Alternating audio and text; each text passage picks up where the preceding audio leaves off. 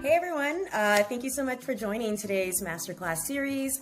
This series or this episode is actually about distributing your employee survey to essentially get the highest response from your employees.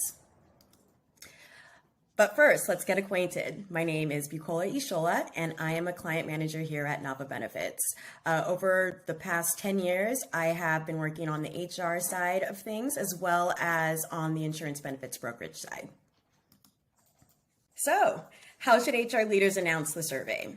First and foremost, you certainly want to announce the survey in the way that most employees are actually going to receive information. If you are an employer that actually uses emails to notify employees of anything that's really important, perhaps that might be the best way. However, if you're a company that maybe, uses Slack to communicate with employees, or perhaps a company intranet, I highly recommend using that source or that medium, just because that's a great way to make sure that most folks who want to participate in the survey are able to know that there's actually a survey that's happening.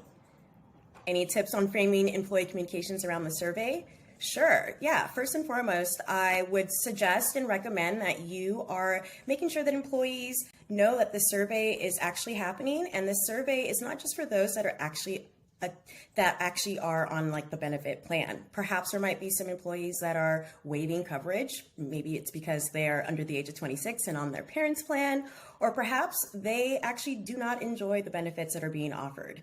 This is a great way to make sure that you are casting a wider net of folks that will actually submit answers to the survey, and you're actually able to kind of gauge a little bit more information from all employees rather than just a select few. What's the most common misstep employers make when distributing their survey to employees? I think one of the common missteps is not really getting excited and really standing behind a lot of these surveys. If you're an HR professional and you're not excited about the survey, why would employees want to be excited to complete the survey? Additionally, I think it's a really great way to just encourage folks to take the survey by maybe offering some type of incentives, some raffles. Everybody likes an Amazon gift card. Maybe just throwing in a $25 gift card in the mix might be a great way to encourage folks to actually take that survey and just really encourage them to participate. And I think it's a great way to just really ensure that employees know that their voice matters, that their opinions matter.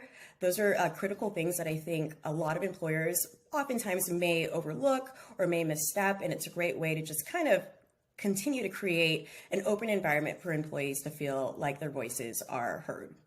How should HR leaders go about offering reminders to complete the survey before the deadline?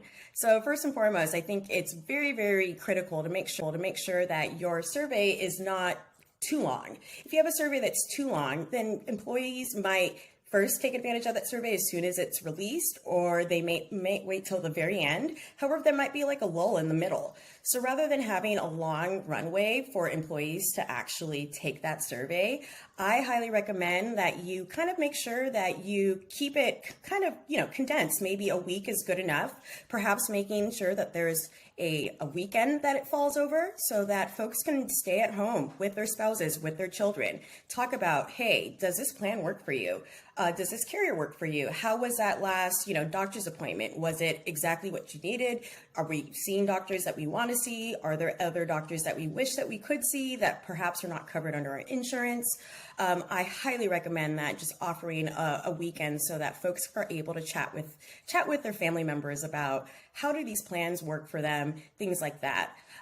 Additionally, I think that offering periodic reminders to employees is a great way to just make sure that they haven't forgotten that, yes, we're looking to hear their voice. And so I certainly would recommend just making sure that HR leaders are enthusiastically communicating to the employees that, yes, the survey's open and this is their time to shine. This is their time to let us know what is, maybe not the most exciting thing about their benefits, or perhaps something that they love and they hope that is not ever taken away.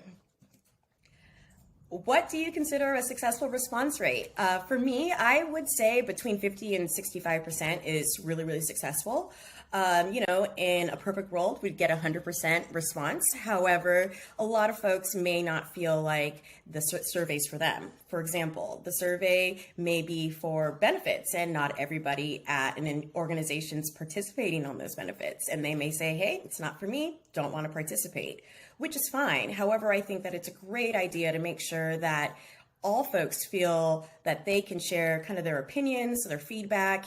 And I really think that if you have 65%, you actually have some data to be able to make decisions for your upcoming renewal, for any initiatives that you have planned. And I think that's a great way to kind of get a better idea of what actually affects and impacts folks rather than a very, very low response rate, which I think would be under half. Thank you. Don't forget to download our free survey template that we have online. It's a great way to kind of give you at least the foundation for building your own survey.